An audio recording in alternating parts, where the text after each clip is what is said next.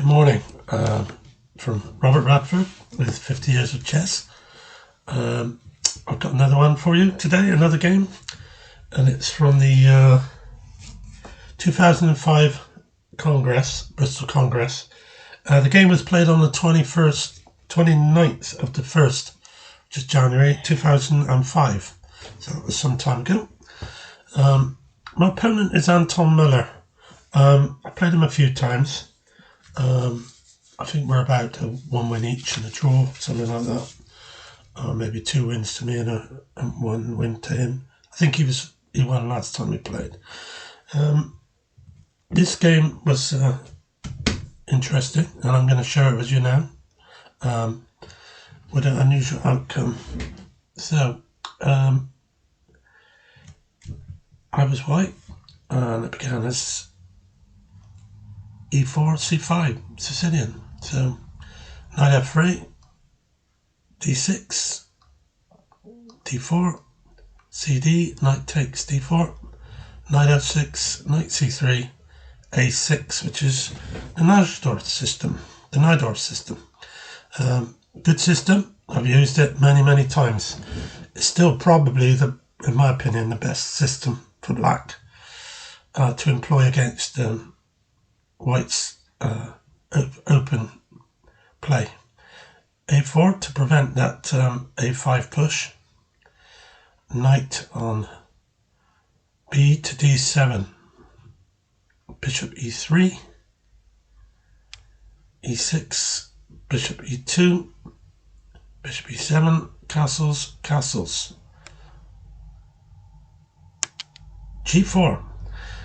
Now this is something that I believe the Estonian Grandmaster Pokeres invented a long time ago, back in the 50s or 60s, I think it was.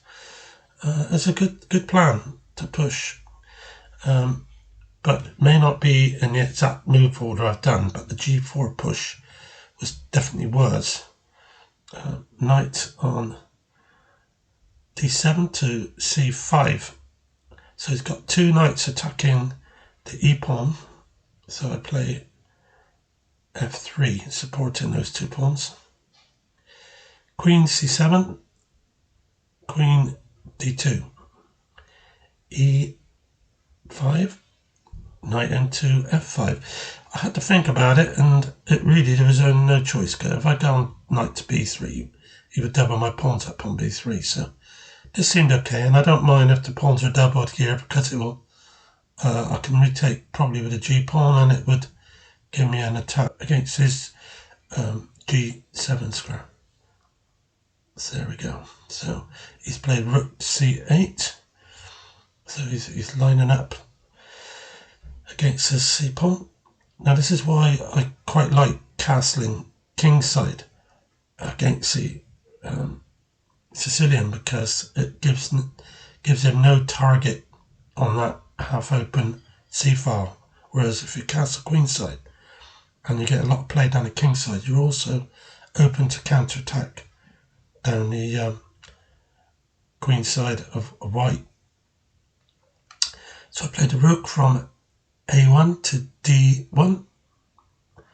That's where his weakness is, on d6. So he's supporting that d-pawn with rook f d8. Bishop d3. Now, I don't mind if he takes that bishop, because it will give me such a solid centre. It'd be really good. So he's now playing d5. E takes d, knight takes d, knight takes knight, rook takes knight, and this is the plan. f6. So unless he takes my bishop, he's going to drop a piece, or drop the exchange by bishop takes h7 check, and I pick up the rook on d5. So will he go knight takes d3? Instead he pushed the pawn on. So I play pawn takes e4, knight takes e4, and then I switch the queen across to g2. threatening mate on g7. You can, of course, play knight takes pawn, which he did.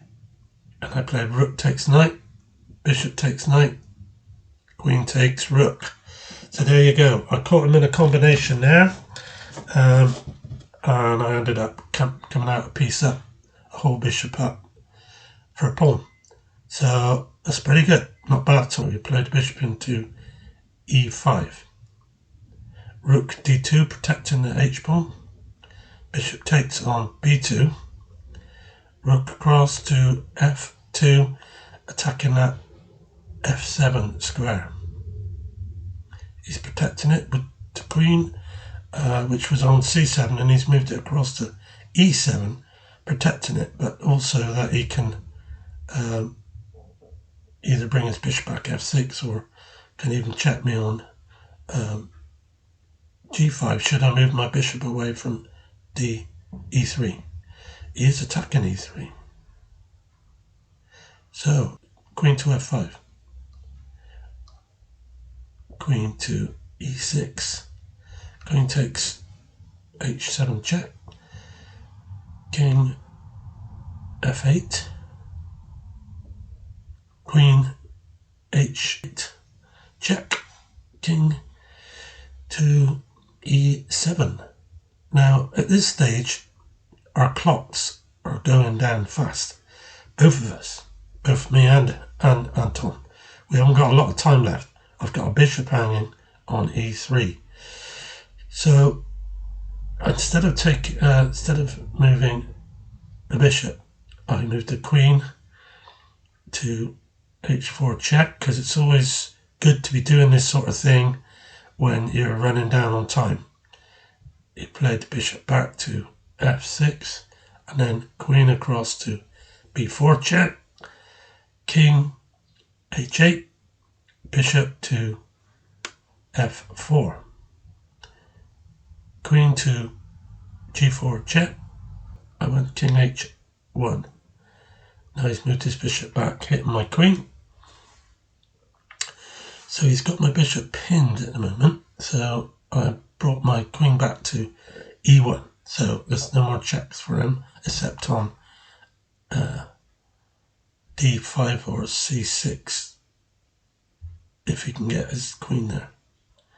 So he's gone king to f8. Now I've dropped the bishop back to g3. It's a little bit better. Rook to e8. So he's got a surprise attack on me there. Rook to queen a4.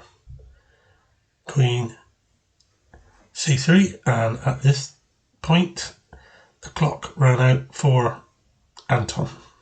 Sadly,